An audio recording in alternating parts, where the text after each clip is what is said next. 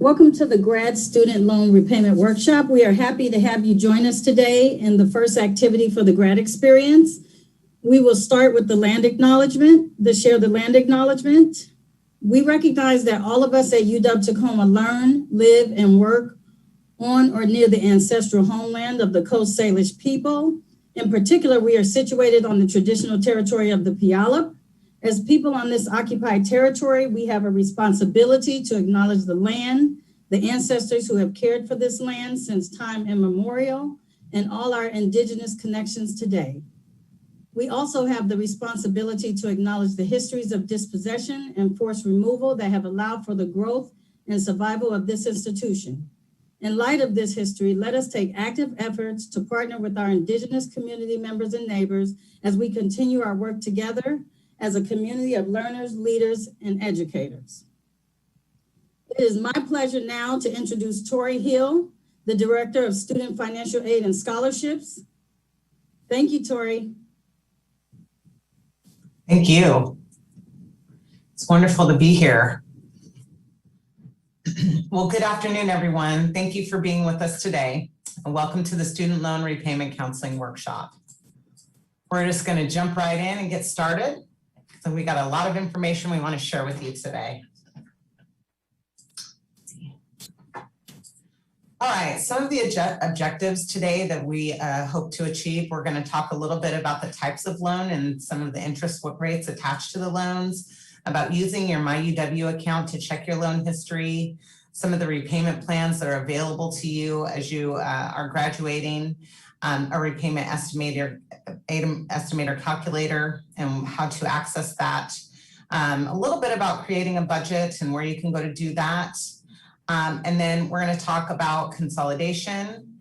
If you're not sure what that is, we'll explain. And we're going to talk about loan default. And then lastly, we're going to talk about COVID-19 and what's happening with COVID-19 and student loans. And then about a new program that we have available to students called Graduating Student Loan Counseling. So types of loans that are out there, there are three different types, really. Federal loans, those are the loans that you would get when you apply through the FAFSA. Those are typically called Stafford loans or PLUS loans. The PLUS loans can be for parents or they can be for graduate students.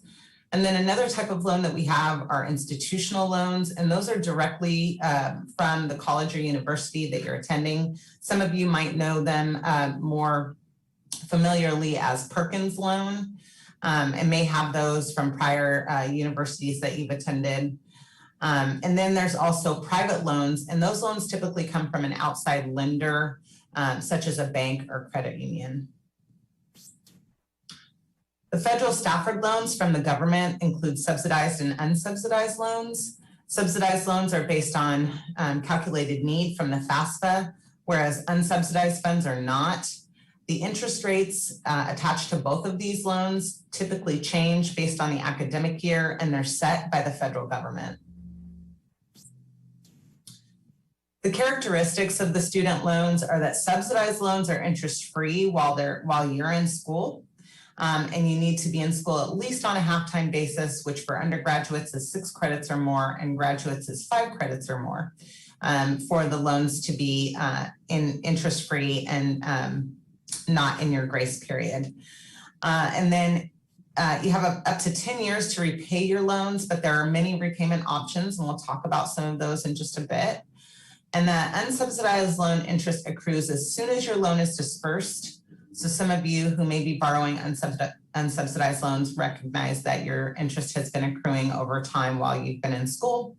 And then your repayment for your loans can be deferred in certain situations.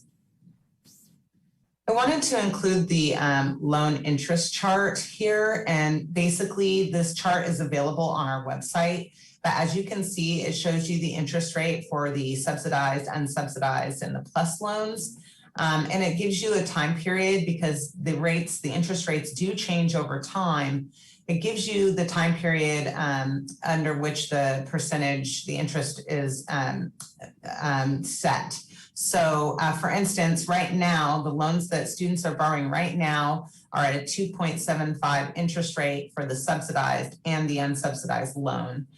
So that's a pretty good interest rate. And then also the parent loan has a 5.3% interest rate for 7/1/20 through 6/30/2021, which is coming up pretty quickly. And the interest rates will change again.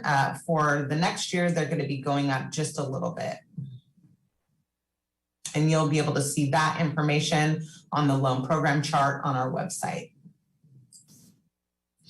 Wanted to just say a little bit about the average national student loan debt. I think it's important for students to recognize that there is an average debt for students. Nationally, it's approximately $28,400. For UW graduates overall, it's about $22,000 or a little over that, $22,800. And the average debt for UW Tacoma undergraduates is approximately $25,868. And so when you're thinking about debt, you're thinking about it in relation to, is the debt worth it? Will I get a return on my investment? And typically, as a UW undergraduate, you will, because you have a pretty lucrative degree, and our graduates tend to get jobs, so to help them pay their loans back. So I would say you have a pretty good return on your investment. The other thing to realize is that Tacoma graduates and UW graduates in general typically borrow less than students do nationwide. There are several links out that will help you know what websites to utilize and understand in your obligations to your loan repayment after graduation. For example, the information that's being pulled and presented here, this is a snapshot from your MyUW, is from the National Student Loan Database. We typically know it as NSLDS, and you can access that database also yourself. The link is highlighted here on this page, and it's a safe way that you can link back to the Department of Education website to verify who your loan servicers are, the amounts that you've borrowed, and when your grace period ends. If you have private loans, that information won't be listed here. As you can see, your MyUW account will list the total principal amounts that you've borrowed and the amounts that you've received. And that includes, it does draw from the Department of Education. So, so it should show the amounts you've borrowed even from other schools. If you have any questions about the amounts that are listed here, you can always contact the financial aid office directly. There's also a link to Heartland ESCI, which manages the campus-based Perkins loan and repayments for institutional loans for UW students.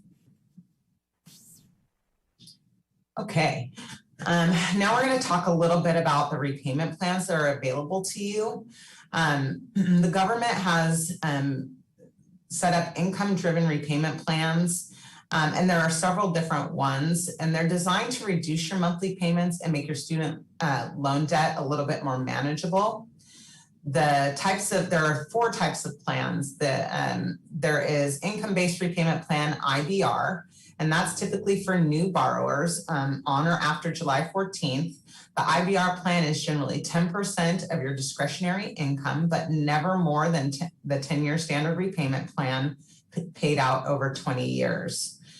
For new borrowers on or after July 1st of 2014, the IBR plan is generally 15% of your discretionary income, but not more than the 10-year standard repayment plan paid out over 25 years. And then the next plan that is fairly popular is the pay-as-you-earn plan, or the revised pay-as-you-earn plan. And so those are the 4 payment plans that the government makes available. And generally, the pay-as-you-earn repayment plan is 10% of your discretionary income, but never more than the 10-year standard repayment plan paid out over 20 years. There's also the income contingent repayment plan, which is the lesser of the following: 20% of your discretionary income, or what you would pay on a repayment plan with a fixed payment over the course of 12 years, adjusted according to your income. The great news about these repayment plans is that the Department of Education makes it really easy, because that's a lot of information and it can be very confusing as to which repayment plan might be the best for you. But the Department of Education makes it really easy. If you go to studentaid.gov and you log in, it will guide you through picking the best income-driven repayment plan for you. And so that's really great. It'll show you all of the plans and what the payment would be under each plan, how much interest you would pay, and things like that. And that's important because as a graduate, some graduates have different reasons for how they want to pay back their loan. For instance, Some folks want to pay back their loans as soon as possible, so they want to make large payments and pay it back as fast as they can. Other folks are potentially planning to go back to school and maybe borrow more, so they're not necessarily in a hurry to pay their loans off right away. So, or maybe they don't have a very good job, or they haven't been able to find a job. So paying their loan back right away isn't their priority. And so they might want to take a plan or a payment that's much lower than someone else who's trying to pay their loan off faster, even though it might draw out interest a little bit. But it just depends on your situation. You, again, can go to studentaid.gov and they will help you figure out which is the right plan for you according to how you plan to tackle the repayment of your loans. If you are, there's also public service loan forgiveness, and it's important to talk a little bit about that. There's a lot of information about this at studentaid.gov. Be careful that all the loans, even loans from prior schools, are under the direct loan program, so that they'll need to be under that from the direct loan program under the Department of Education to be eligible. If you have loans that were borrowed under the FEAL loan program, they won't be eligible. And we'll talk a little bit about how you can resolve that problem in just a second. But you'll also want to work closely with your servicer. If you have prior loans, you'll be able to potentially consolidate. And if you've made payments that qualify for PSLF and you do consolidate, you want to be careful about that, because if you've already consolidated some loans and you then consolidate again, and you've made payments on PSLF under the loans you've already consolidated, and then you consolidate again, it would wipe out your payments. So you want to be really careful about consolidating, particularly if you plan to utilize public service loan forgiveness program. You can work really closely with your servicer. They can help you with making sure that you're not consolidating and wiping out any payments you've already made towards your public service loan forgiveness. You can also look into loan forgiveness for teachers and for the military at studentaid.gov. But you can see that the public service loan forgiveness program encourages individuals to work full-time in public service jobs. And so if you do that and you make 120 on-time, full scheduled monthly payments to your direct loans, and that's 10 years worth of payments under a qualifying payment plan, which are the payment plans that we just talked about, like Repay, ICR, IBR, or Pay, then after your last payment, you can submit an application to receive loan forgiveness for the outstanding debt. There is a new tool called a loan simulator, and it's there to help you make decisions about your student loans. You can use it to find the repayment plan. So this is one of the tools that the government offers to help you. Or you can use it to meet needs and goals and decide whether you want to consolidate. You'll want to, you'll want to use the information there. You want to gather some personal information to use on the calculator. Typically, you're going to need your household income to figure out a realistic payment budget. And then you'll use the income from your adjusted gross income, or AGI, and your family size to calculate your payment amount for income-driven repayment plans. You can also skip those questions and manually enter your adjusted gross income and family size if you want to do it that way to get an idea, just like a rough idea, and you don't want to go through the whole process. I really encourage you all to use these tools that are available to you. They're really helpful in trying to find a repayment strategy, or to, again, like it says here, if you're struggling with your payments, just to find some kind of relief. Also, too, there is the ability for you to work on a budget, and it's called the Financial Awareness Counseling Tool. It's a free interactive tool that can help you manage your finances, and it covers topics ranging from managing your budget to avoiding defaults. It can help you access loan information and receive personalized feedback to help you better understand your financial obligations. So there are several tools that are available to help you set up a budget at studentloans.gov. So we encourage you to check them all out to set up a manageable budget now that you're getting ready to graduate. All right. The next thing is consolidation. What is loan consolidation? Well, if you have multiple student loans from different schools, you may be able to combine them into one loan with a fixed interest rate. And that rate would be based on the average interest rate of all of the loans that you're consolidating. So this is true if you have those field loans we were talking about earlier that aren't eligible for public service loan forgiveness. A lot of times you can consolidate those loans into a new loan that is under public service loan forgiveness. So you would want to consider doing that if you planned on doing that program, public service loan forgiveness. And consolidation is available at no cost to you. So that's great. It's free and they help you through the process. You complete the consolidation loan application and the promissory note, and then you confirm the loans that you want to consolidate, and you agree that you're going to repay the new consolidated loan.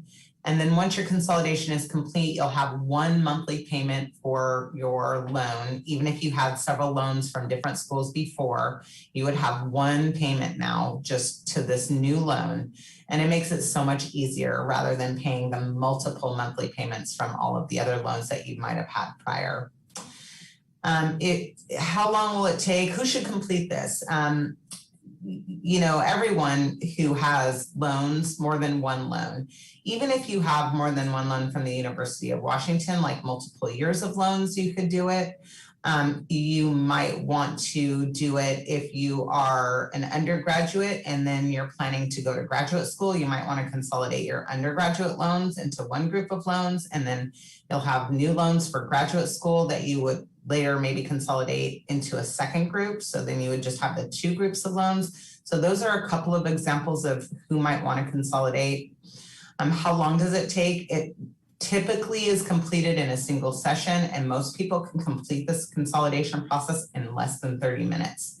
So it's really, really quick and simple and easy. I've done it a couple of times for my loans, and it's been really helpful. What are you going to need to consolidate your loans? Well, you'll need your FSA ID. You'll need that just to log into studentloans.gov to help you to manage all of your graduate loan information. You'll need some personal information, including your address, your email, a telephone number, the best time to reach you, and then income information for you and your spouse if you're married. So I would encourage you, if you're interested in loan consolidation, to really think about that as an option, because it really is helpful for students. Even if you don't plan to go on to graduate school, sometimes it's really helpful to consolidate your loan just so that you have one payment and you're not trying to make a bunch of payments to a bunch of different loans. Okay. The next thing we're going to talk about is default. Not very pleasant, but it is important for you to recognize and pay the amounts shown on your bill and pay them by the due date. The first day after you miss a student loan payment, your loan becomes past due or delinquent, and your account remains delinquent until you repay the past due amount or make arrangements to pay. That could be in the form of a deferment or a forbearance if you're not working, or if you've lost your job or your employment has changed, or if you're changing repayment plans.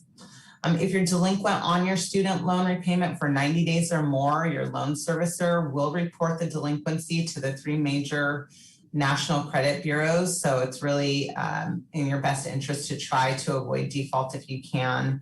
And if you continue to be delinquent, your loan can risk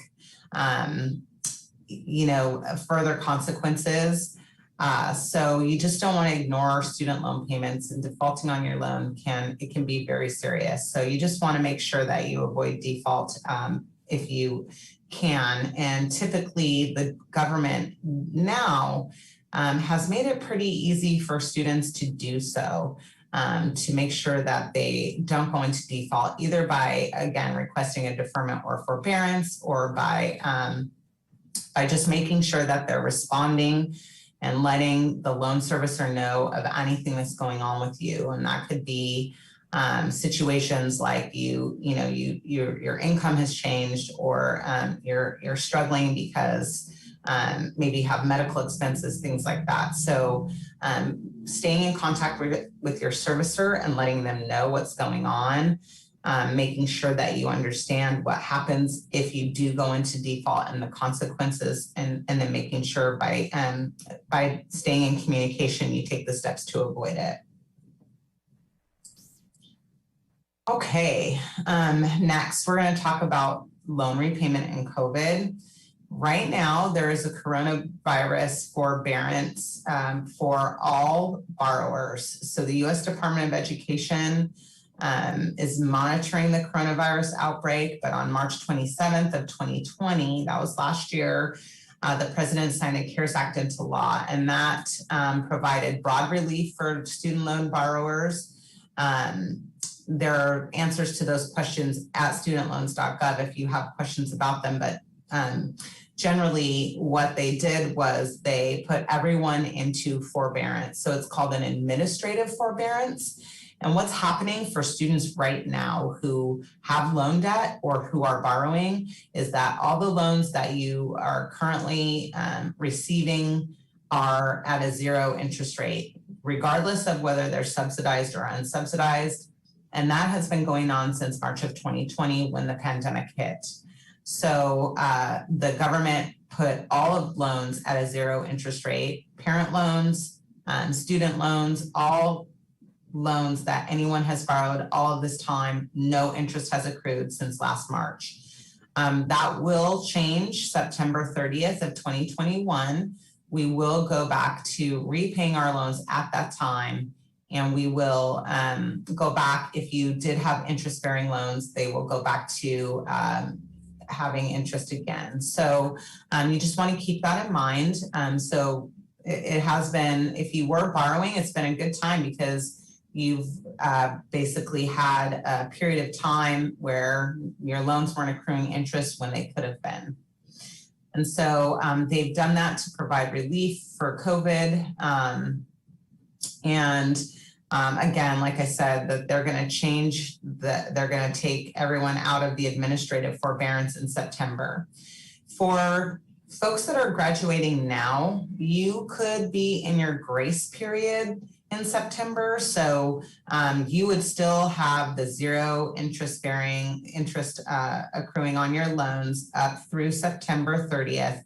And then if you're in your grace period at September 30th, then you would start accruing interest at that time, the normal interest at the normal interest rates at which you borrowed your loans.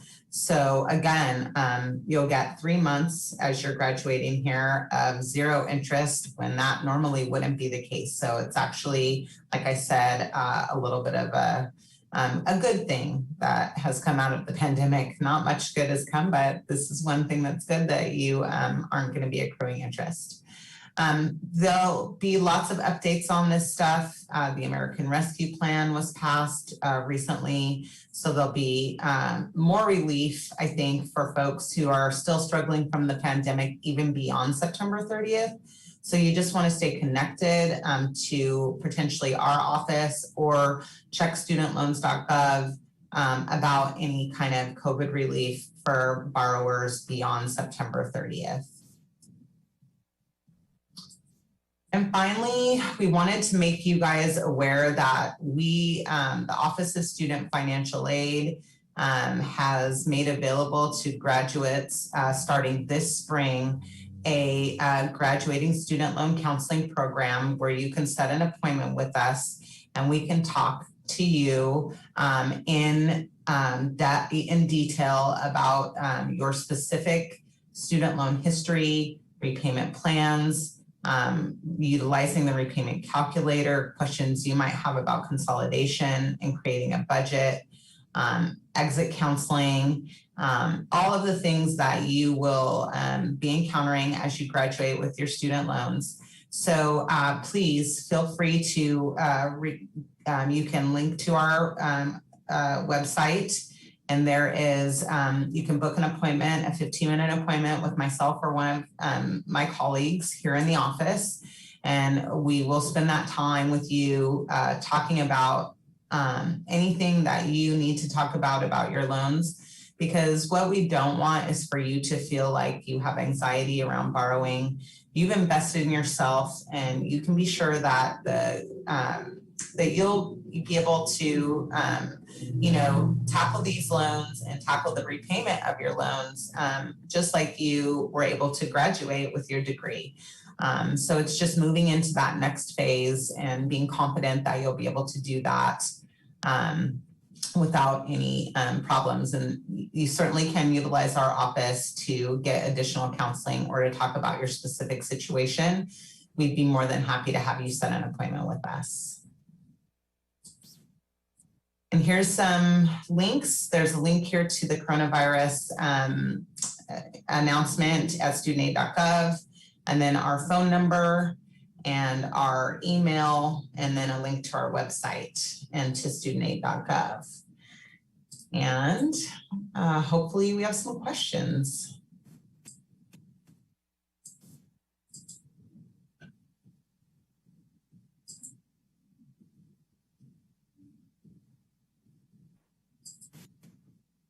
We'll give it a moment since the questions will be coming through YouTube, but I do want to ask you one question. Sure.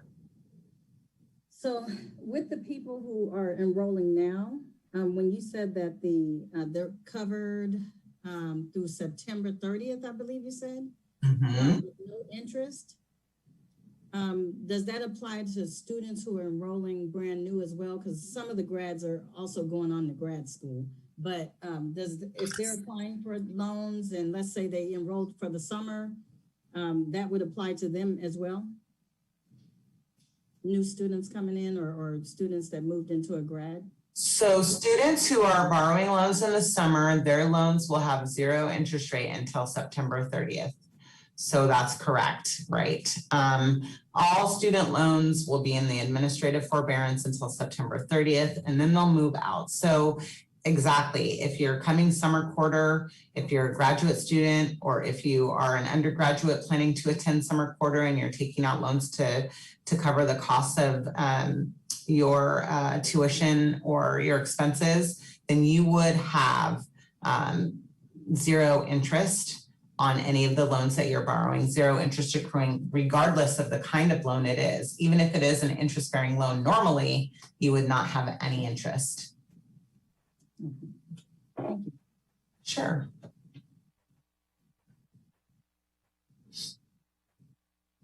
I didn't talk much about grace period. A lot of times students have questions about their grace period.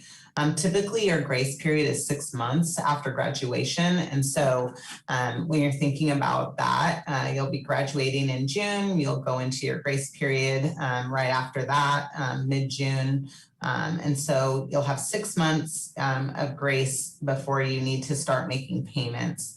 And if you aren't able to, in that time, you can consolidate your loans, you can set up your repayment plan, so you'll know exactly what your payment's gonna be. You can do that, and if you do the pay-as-you-earn payment plan, then your payment would be 10% of your discretionary income. So, it's really helpful to do that because 10% of your discretionary income is usually not a ton of money that you might not, you might be able to, unless you have a lot of expenses, and it should be something that you would be able to handle. So if it's not, you can always contact your loan servicer and see what you can do. But when you sign up for the repayment plans, it tells you what the amounts of your payment will be. And so then when you come out of grace, you're pretty much ready to start making payments. Or if you aren't working and you're unable to find a job, then you would be able to then go into a deferment or a forbearance at that time. So say you graduate in June, you're looking for work, but 6 months down the line, which would be around December or so, you haven't found a job, and your loans are getting ready to start going into repayment out of grace, the grace period, then you would contact your servicer and let them know, hey, I'm still not working, and then they would potentially do another forbearance for you, and they usually do them at about 3 months at a time. And so then they would do another forbearance for 3 months while you're looking for work, so you would not be required to make payments. So, and those are things that they're trying to make sure that they're really doing for students who have borrowed, just to make sure that that there's not a lot of anxiety, or that you're not really worried about trying to make those payments when you can't afford to. So you really want to, again, work with your servicer closely. There are 3 loan servicers: Fed Loan, Great Lakes, and Nelnet. And so of those 3 servicers, you've probably been, if you're borrowing, you've probably been contacted by one of those loan servicers already, saying, hey, we're here, set up your account and get ready for repayment. And so you just want to do those things, set up your online account, make it easy for you to check and see and make online payments and things like that, and just monitor things and be in contact with them. Any more questions, Shauna? I don't see questions in the YouTube chat, but here's one. So once the grads have left the campus, to go into the world, how does your department help them, or is there a connector, or what resources do you recommend on the campus when it comes to finances and trying to keep up with those loans or paying things back? What do you recommend once they are into the world to connect back to the campus as resources? Yeah, no, that's a good question. We have the masses have spoken, and we have heard that there really is a need for us to continue counseling students about their loan repayment beyond graduation. And that is the reason why we set up the graduating student loan repayment program. And so if you find that you're 6 months down the road and you are confused and you don't know, or you just, you're not sure what to do, you certainly can still set an appointment with our office. You will have to do exit counseling. So anybody who has borrowed a loan and who's graduating does have to complete what the government calls exit counseling. And basically it gives you a sort of a mini quiz about all the things that we're talking about now, to make sure that you're aware of and that you understand your options. So you'll do that process, and then you'll go on out into your way. But if you find that in a few months, you're getting ready to come out of your grace period, but you don't have a job and you don't know what to do, you certainly could connect back to our office for guidance. Like I said, we found that there was a lot of need out there for graduating students to be able to continue to connect with us about their loan payments. And we didn't want to be the kind of school or financial aid office that leaves their students high and dry. Like, it's not just about you got your degree and, we can't help you anymore. That's not who we are as an institution. And that's not who we are as a financial aid office. And so we want to make sure that we're supporting you as alumni. We recognize that you've invested in UW, and we want to support you all the way through, and continue to support you in the ways that we can beyond graduation. And so we are here to support you if you have questions. We have students that contact us all the time and say, I have something on my credit report, a loan. They're long gone, but they're like, I have something on my credit report. I don't know why it's here. And we help them navigate. A lot of times it doesn't have to do with us. It has to do with some negligible reporting by some other government agency, and we'll guide them through that. We will contact those agencies on their behalf to find out what's going on. So we are here to advocate for students beyond graduation, and particularly in loan repayment needs, because there's just it just can be so daunting for folks. And we just really want you to know that we support you and that we're here, and we will help you navigate through this. We might not have all the answers either, but we certainly have a network of folks that we can reach out to if we don't have the answers, or we can connect you to the people who will get you answers. So I would say that, we really believe as an office in self-advocacy. It's one of the learning objectives and skills that we really try to have our students learn while they're approaching financial aid. So this would be a time where you would have that advocacy for yourself around loans. If there's something you don't understand or that you need to know, to reach out to us and to keep asking questions until you figure out what it is that you need. Okay. We'll wait a few minutes just to see if any questions come through in the YouTube chat. If there are any questions, please send those through and we'll be ready to answer those.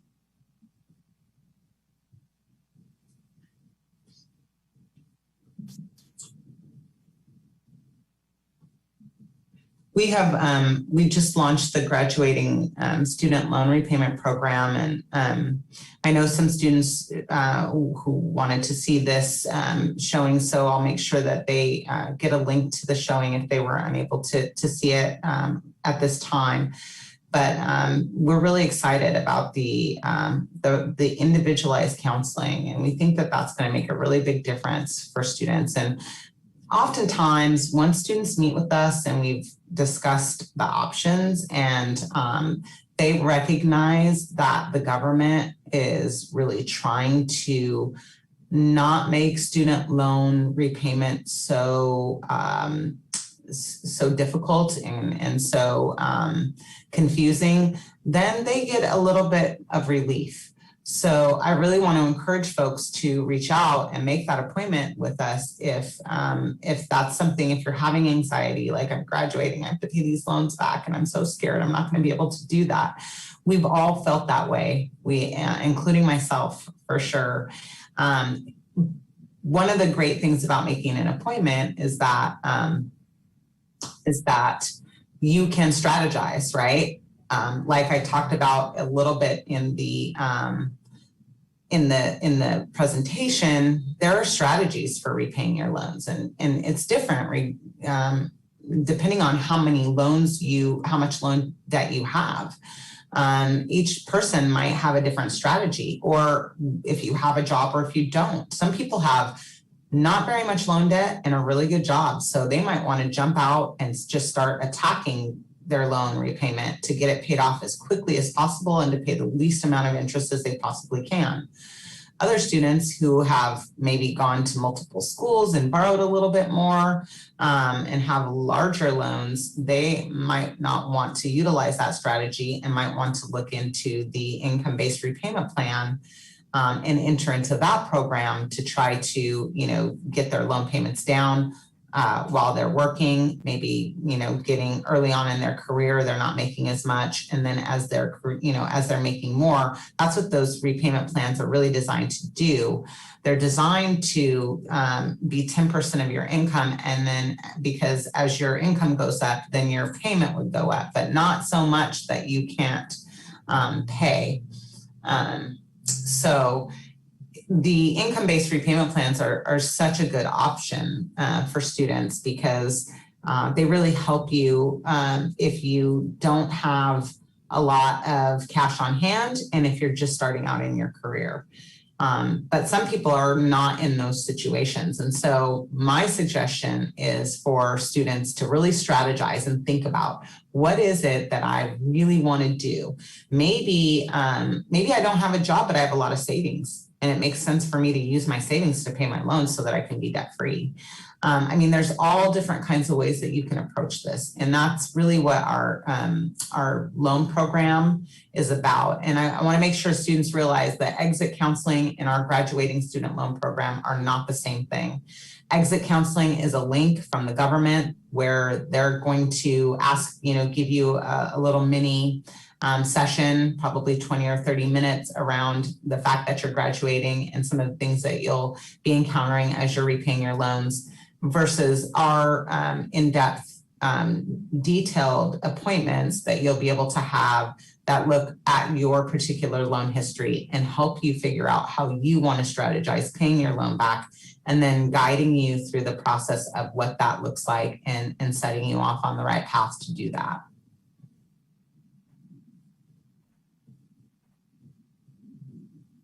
Okay, and what about consolidation? Yeah, I mean, consolidation is really a blessing for a lot of people. And, for myself, I had loans from 3 different schools. And so, from my community college, from my undergraduate school, and then from UW in my master's program. And so for me, that meant 25 different payments for, all these different loans. And so it was really helpful to consolidate. So what I did was consolidate my loans, my undergraduate loans, into one group, and then I consolidated my graduate loans into a different group once I graduated with my master's degree. And so then now I just have 2 distinct payments for these plans. And what's really great is that you can consolidate some loans, like your Perkins loan. Perkins loan is not available anymore, but lots of students still have Perkins loans because they were around 4 or 5 years ago, and it's a campus-based loan. And for a Perkins loan, you actually pay the campus. So say you were going to USC and you borrowed a Perkins loan at USC 6 years ago, you wouldn't make that payment to the Department of Education like you would all of your other loans. You would make that Perkins loan payment to USC because it's a campus-based loan, and that confuses a lot of people. And so what consolidation does is it takes that USC loan and it consolidates it into your government loans, so that you're not making payments over here to USC and payments to the government and payments all over the place. And so consolidation is really, really helpful for students. I would say if you don't have a lot of loans from a lot of different schools, or if you have low loan debt, consolidation might not make as much sense for you. But if you have, I would say, loans from at least 2 schools, consolidation makes sense. And sometimes if you have loans just from one school, it makes sense if to consolidate, just as your undergraduate portion of loans, particularly if you plan on moving forward. Okay. And then with Huskies, how we Huskies, our hearts beat for our community. So for those Huskies that are saying, I'm going to take a year off and I'm going to do a mission, or I'm going to go do public service, or do something like that, what are the opportunities for loan forgiveness? Or do you know anything about that you can share with Huskies who have a heart for serving the community, that may go out and do some work or volunteer somewhere for so many years, or work in education or social work, at any type of loan forgiveness programs that may be available to them? Yeah, there are a lot of different opportunities in what you've talked about. One thing I know that we don't talk about very much, but I know that AmeriCorps is an opportunity for students that has some loan repayment attached to it. So if you're doing AmeriCorps service, or if you're thinking about doing that, that's something that would be something that you could utilize your loans with. There are other programs out there that have loan payment repayment attached to them.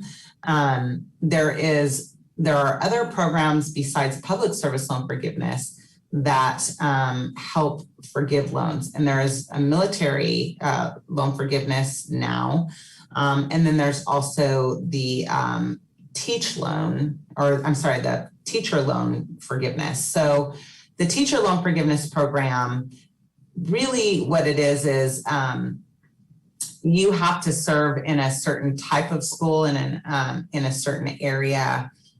So typically a low income area, a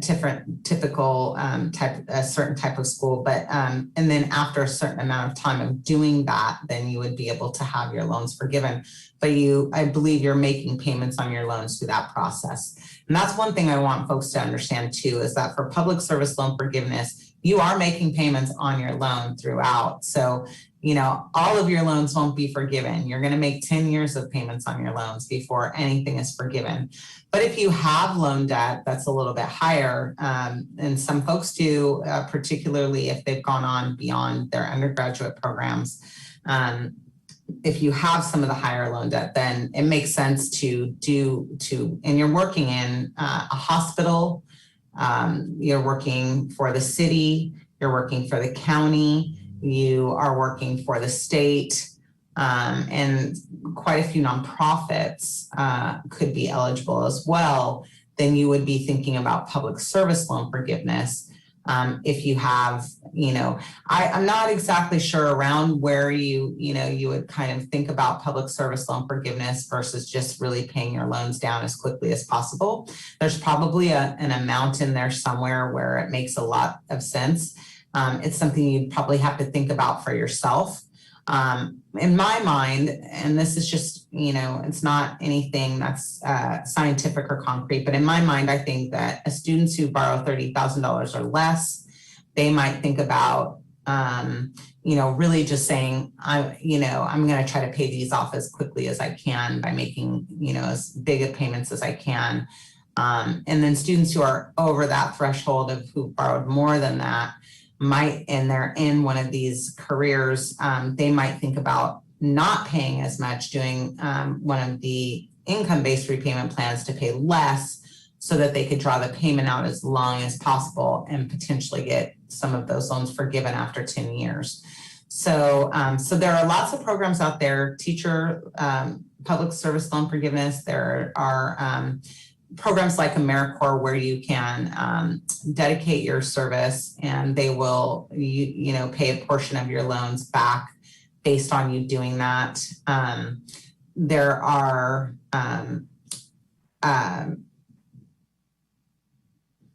what was I trying to say? Some employers will also help with loan repayment. I want to say some of the healthcare employers are great. And I think Boeing maybe also does some of that. So, you should just really check around and see who out there, you'll have to do some research. And as Huskies, that's another thing that we have to do. We do give our time. We also do research. And this would be something that you want to research and see what your options are around your loan repayment. If you're not sure, if you're in a place where you're like, I don't know if I should try to do public service loan forgiveness or if I should try to pay this back. I would do some research and see what's out there. Or if you're looking there, if you're really aggressively looking for a program to help you pay your loans back, there are some things out there. There's also some information out there around having your loans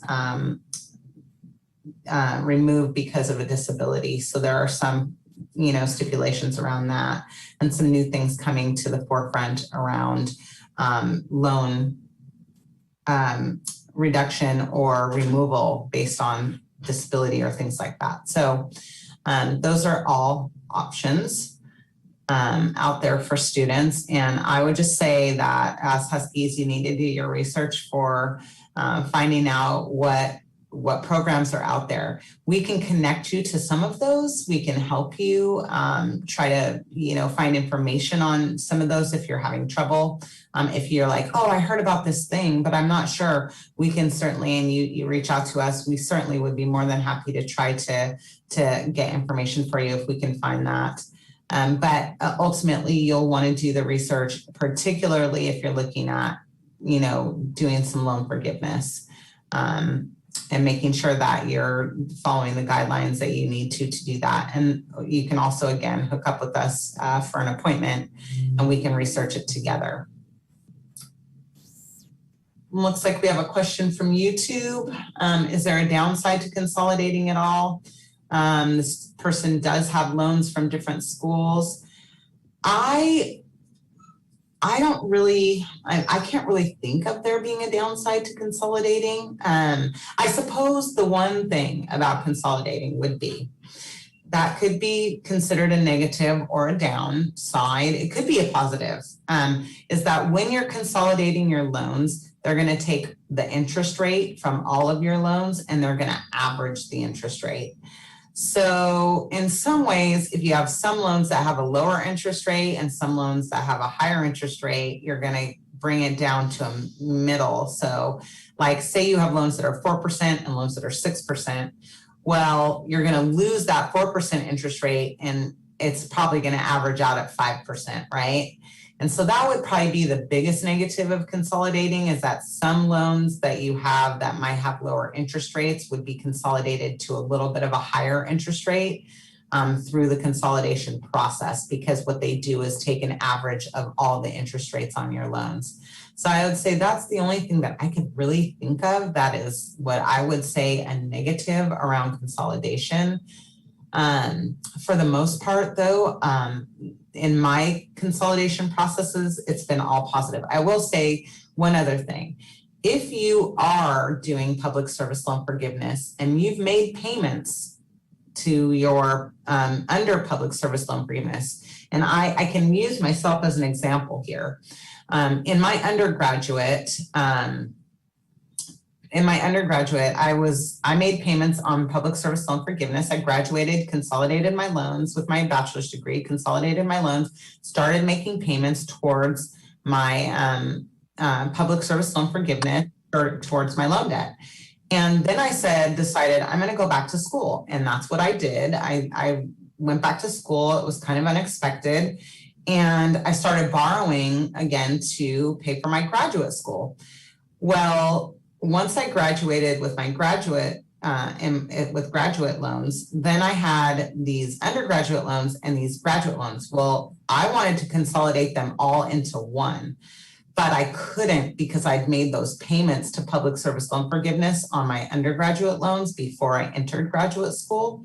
And if I were to consolidate them all into one, it would have wiped out any of the payments that would have counted towards public service loan forgiveness. So I would say that would be the other negative, is just making sure that if you're doing public service loan forgiveness and you're planning to consolidate, you work really closely with your servicer to make sure that you're not wiping out any prior payments to your public service loan forgiveness that you've made. But other than that, I think my situation is fairly rare, and I don't know that there's a lot of folks in that situation. But and other than that, I don't really know of many negatives to consolidation. It's really fast, convenient. It makes sense if you have loans from different schools so that you're not paying loans all over the place. And it kind of evens out, because even if you have loans that are lower interest rate, you might have some loans that are a higher interest rate. If they average out, then it's pretty much a wash, right? So I don't even know if I would call that a negative. So really, honestly, I would suggest consolidation if, and the great thing is that they have a tool at studentloans.gov that it says right there when you log in, is consolidation right for me? And so if you just do that little tool, it'll tell you. And another thing I want to mention, when you do that and you go through the consolidation process, if you do that in your grace period, you can actually you can do the consolidation and they'll wait to process it until after you're out of your grace, so you don't lose any time on your grace period. So that's a really good tip too. You can get started on the consolidation process, and then the government will not process your consolidation until you're out of your grace. And then they'll process it for you automatically, and you'll roll right into the consolidation and into the income-based repayment. So what you would do is you would consolidate into your income-based repayment right in the same process. And so it makes it really easy. It's actually really nice. hopefully that answered your question. And if not, please reach out to our office directly and we'll certainly, we can discuss it more with you in more detail. Well, I'm going to pass it back to Chana. So it's time for her to talk a little bit, because we're almost out of time, about what she's got going on for alumni. So take it away. Thank you, Tori. So thank you everybody for coming today. So the next grad experience activity will take place on June the 3rd. It's the Husky Alumni Panel. And it will be 6:30 to 7:30 p.m. And then June 12th, mark your calendars for the grad celebration and new alumni happy hour. It's after the commencement at 4 p.m. and we'll have a food enthusiast, Steve Aiden, who will be showing how to make an appetizer and a couple of Husky inspired drinks. We'll also have Mentha Hines Wilson, the Vice Chancellor of Student Affairs. She will lead a toast of success to you. And then we will have some games, a little twist of Name That Tune, Name That TikTok Challenge, and UWT Trivia, and you just may win a prize. So don't forget to show up for that. Everything you need is on the Grad Experience webpage. And I was going to put the link in the chat, but since the YouTube is pretty much active for the chat for you guys, I will just tell you what the website is. So you would just go to tacoma.uwt/commencement/2021-grad-experience. And it's all for you. So don't forget to register. And once again, thank you for coming. We are so proud of you and so proud of your success. To the class of 2021. Woo! Yay! Doggone. Thank you. Bye-bye.